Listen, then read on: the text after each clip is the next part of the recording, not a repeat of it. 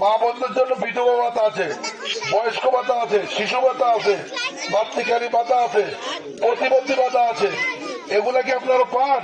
আপনারা যদি ইসলামের পক্ষে, কোরআনের পক্ষে দাঁড়িপাল্লা ভোট দেন, আপনারা কি কি কারণে সবের বাকি হবেন? এই দেওয়ার কারণে আপনারা আল্লাহর পক্ষে দিচ্ছেন, কোরআনের পক্ষে দিচ্ছেন।